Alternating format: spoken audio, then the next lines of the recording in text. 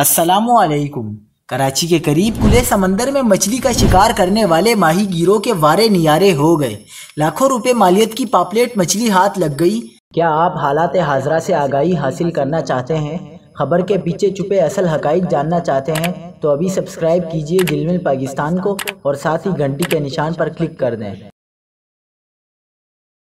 आपको बताते चलें कि 2 माह शिकार पर पाबंदी के बाद कराची के इलाके इब्राहिम हैदरी से खुले समंदर में मछली के शिकार पर जाने वाले माहीगीर लांच के अमले के जाल में बड़ी तादाद में पापलेट नस्ल की मछली लग गई। लाखों रुपए मालियत की पापलेट मछली का झुंड एक मकाम पर माहीगीरों के हाथ लगा।